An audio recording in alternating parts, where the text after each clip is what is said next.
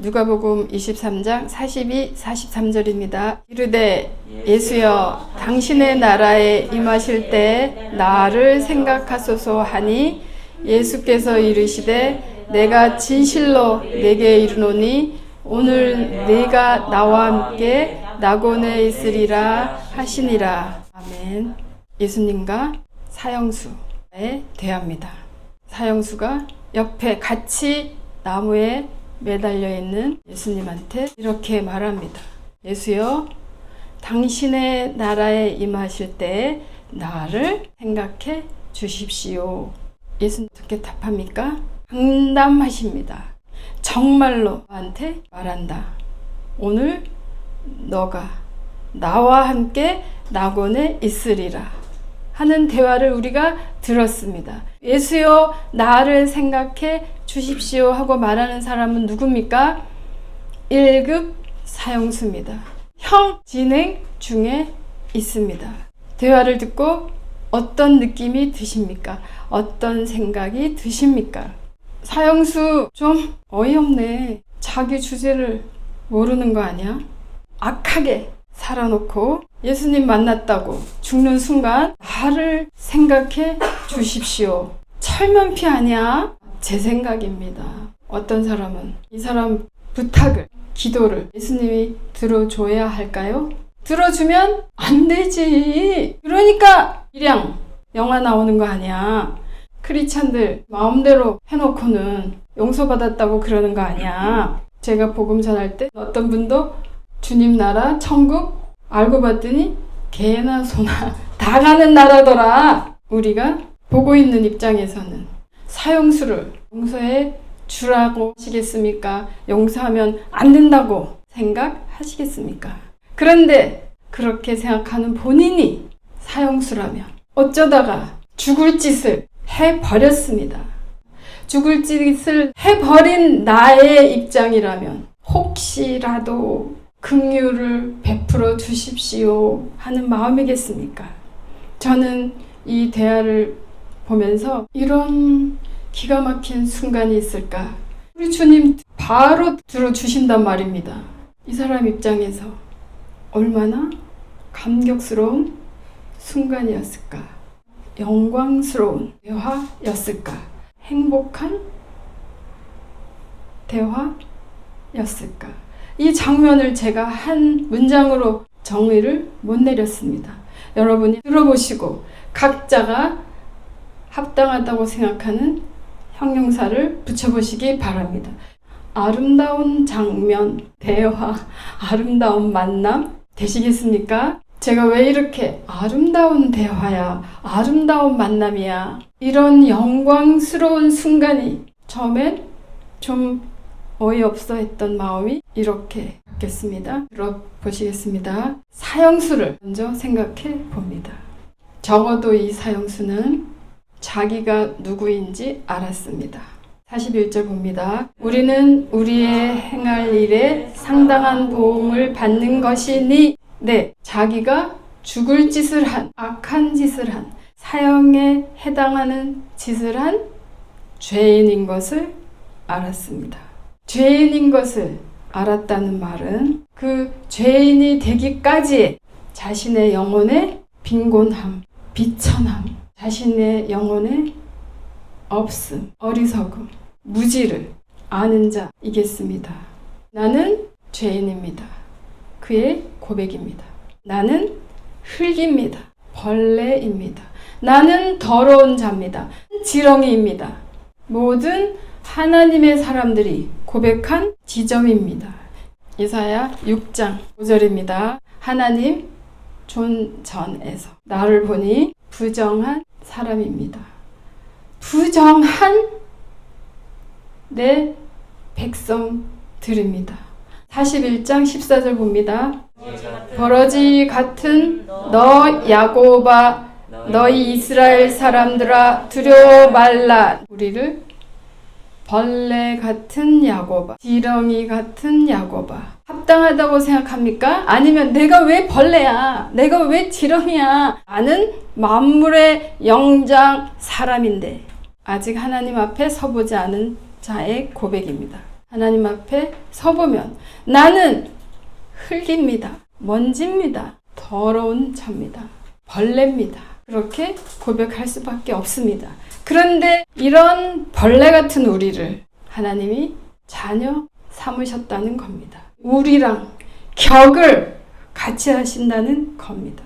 11장 8절 봅니다. 그러나 나의 종 너 이스라엘아, 나의 택한 야곱아, 나의 벗 아브라함의 자손아. 자, 하나님이 벌레 같은 우리를 나의 친구야.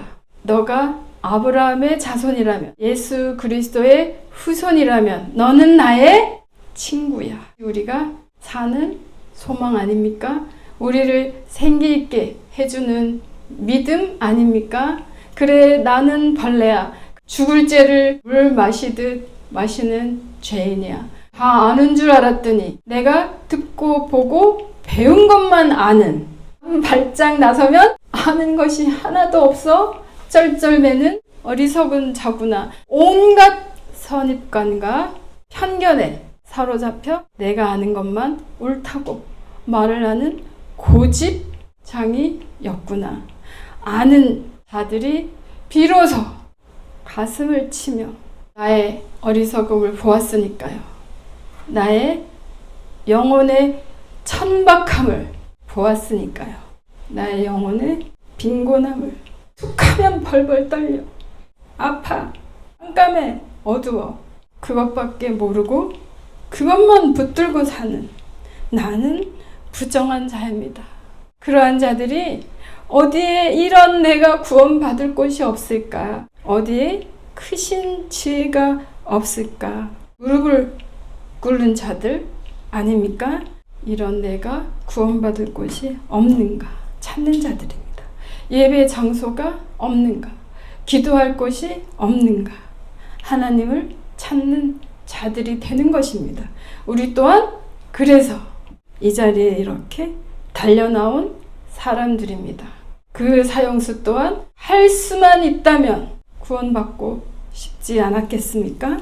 구원자라고 믿는 그리스도가 내 옆에 나무에 같이 매달려 고통 중에 있는 것을 보았을 때 이런 대화가 나오지 않겠습니까? 마지막 이 순간에 이분을 만나지 못했다면 그 어둠의 무게, 그 죄악의 무게, 사형당하는 게 마땅하다 생각하는 그 사람의 영혼은 영원히 어두움에 갇혔을 것입니다. 그래서 제가 기가 막힌 대화의 순간입니다. 고백하는 겁니다. 예수님 좌우편에 같이 매달렸습니다. 다른 행악자 하는 말 들어보겠습니다. 39절입니다. 틀린 행악자 중 하나는 비방하여 가로되 내가 그리스도가 아니냐 너와 우리를 구원하라 하되 이 사람이 행악자 맞습니다. 악한 마음 그대로 이 반응이 행악자의 반응입니다. 그런데 이 사형수는 동일한 마음이 아니었습니다. 꾸짖었습니다. 안 돼, 너 그런 말 하면 안 돼. 어떻게 이분한테 너가 그런 말을 할 수가 있어. 하나님을 두려워 아니하느냐 이렇게 말하는 거 보니까 이방인은 아닌 것 같습니다. 유대인인 것 같습니다. 우리는 마땅히 사형에 해당하는 일을 해서 벌을 받는 거야. 이 사람은 그렇지가 않아. 이 사형수의 마음입니다. 동일한 사형수지만 이렇게 마음이 예수 그리스도 앞에서 하늘과 땅으로 갈라집니다. 강도라고 행악자라고 나 같은 강도는 아닙니다. 주 하나님께서 개나 소나 다 구원해내는 그런 하나님 아닙니다. 마가복음 2장 17절 봅니다. 예수께서 들으시고 저희에게 이르시되 건강한 자에게는 의사가 쓸데없고 병든 자에게라야 쓸데있느니라. 내가 의인을 부르러 온 것이 아니요 죄인을 부르러 왔노라 하시니라. 아멘. 죄인이라고 다 같은 반응을 하는 것은 아닙니다. 나는 의인을 부르러 온 것이 아니라 죄인을 부르러 내가 왔다 하는 말을 듣고 나구나, 나를 부르러 왔구나, 내가 그 죄인이구나. 주님이 찾으시는 죄인이 나로구나 하고 반응하는 그 자가 주님 나라를 받는 것입니다. 이 대화를 들으면서 부럽다. 누구와 이런 대화하고 싶다. 내 처지를, 내 상황을 말하는 그런 말이 아니라 영혼의 구원을 보이는 모습은 사형수라는 사람들이 꺼리고 무서워하는 그가 무도한 자이지만 영혼 깊숙한 곳에 빛을 건드릴 줄 아는 대화, 그 빛에 불을 붙일 줄 아는 대화, 생명을 불어넣을 줄 아는 이런 대화를 나도 하면서 살고 싶다. 지금까지 살아오면서 그저 그냥 그렇게 살았는지, 뭐 때문에 그렇게 바빴는지 죽기 전에 이런 순간을 한번 만들어 보기를 원합니다. 대상이 누구이든지 간에 남편이든 아내이든 자식이든 부모이든 친구든지 간에 영혼을 터치할 수 있는 그런 대화를 몇 번이나 하시고 싶으십니까? 만들어낼 줄 아는 우리들 되기를 소원합니다. 두 번째, 이 사형수는 예수님을 변호합니다. 예수님의 변호사가 됩니다. 우리가 이런 벌을 받는 것은 당연하다. 그런데 이 사람이 행한 것은 옳은 일밖에 없다. 예수님이 겟세마네 동산에서 잡히시고 난 이후 이 자리에 오기까지 한 사람도 예수님을 변호하는 사람은 없었습니다. 예수님이 먹여줄 때는, 고쳐줄 때는, 살려줄 때는 호산나였습니다. 법정에서 홀로 재판받을 때 아닙니다.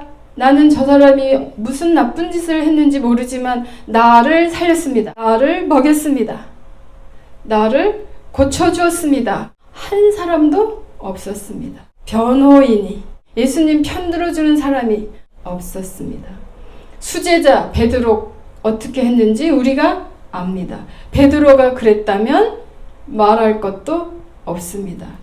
그런데 지금 예수님 옆에 함께하는 유일한 한 사람, 이 사형수가 예수님을 알아봅니다. 그리스도인 것을, 하나님인 것을 알아봅니다. 자격 있지 않습니까? 마태복음 27장 찾아봅니다. 39절부터 지나가는 자들, 예수를 모욕했습니다. 그와 같이 대제사장들도 서기관들과 장로들과 함께 희롱하여 가로되 백성들과 함께 희롱을 하고 있습니다. 함께 십자가에 못 박힌 강도들도 욕하더라. 온 세상이 예수님을 모욕하고 욕하기 바쁩니다. 사람이신 예수님의 마음, 착한 일을 하고도 사람들에게 버림을 받아 아무도 나를 모르는구나, 몰라주는구나 하는 그 순간에 내가 압니다. 당신은 옳은 일을 한 사람입니다. 그 말이 예수님에게 어떻게 들렸을까요? 예수님 마지막 가는 그 길에 사람으로서 3년 동안 먹이고 입히고 살렸던 사람들은 다 어디 갔을까? 예수님의 옳음을 인정해주는 한 사람이 이 사람이 되었습니다. 그리고 이 사형수가 예수님과 마지막을 함께 합니다. 마지막 가는 순간입니다. 그 누구도 같이 할 수 없는 고통의 순간입니다. 엄마 마리아도 이모 마리아들도 같이 갈 수 없는 길입니다. 같이 고통을 받아줄 수 없습니다. 옆에 같이 있을 수 없습니다. 모든 제자들도 도망가고 숨어버렸습니다. 아무도 나타나지 않습니다. 저도 생각해 보았습니다. 단 한 사람이라도 나를 고쳐주셨습니다. 착한 일을 했습니다. 말해주는 사람이 없었을까? 이 대제사장들 앞에, 서기관들 앞에, 이 유명한 사람들 앞에, 이 권세가들 앞에, 예수님께 고침받은 사람들은 너무나도 하나같이 존재감이 없는 사람들입니다. 거라사의 군대 귀신 들린 그 사람이 말한들입니다. 하나같이 존재감이 없어서 말을 할 수 없는 사람들을 예수님이 만지시고 이 자리에 오신 겁니다. 그 누구도 같이 할 수 없는 고통의 순간을 부지중에 이 사형수가 예수님과 같이 동행의 길을 가는 자가 되었습니다. 마지막으로, 그래서 저는 이 사형수 행복한 사람이구나, 복받은 사람이구나, 주 하나님의 구원을 이와 같이 확실하게 받은 사람이 있을까? 구원의 도장을 예수님으로부터 직접 받은 거 아닙니까? 여러분 받으셨습니까? 그것이 의심스러워서 흔들흔들 이러면서 가고 있는 우리 아닙니까? 직접 주님이 네가 오늘 나와 함께 낙원에 있을 거다. 마태복음 7장 22절 23절입니다.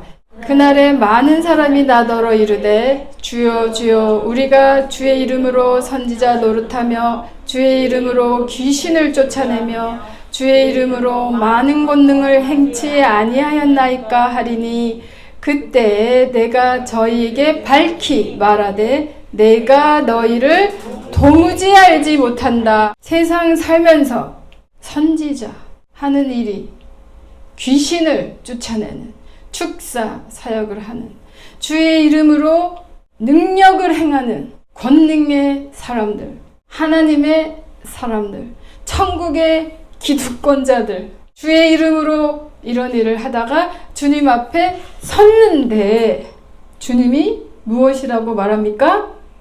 내 너를 도무지 알지 못한다. 어떡합니까? 그런 일이 일어난다고 성경은 말합니다. 그런데 우리가 생각만 해도 아이 무서워, 강도 아니야, 이 사람한테 주님이 네가 오늘 나와 함께 낙원에 있겠다라는 확실한 구원을 받은 자, 얼마나 복된 사람일까요? 또한 이 사람은 하나님께 선택된 사람입니다. 하나님께 뽑힌 사람입니다.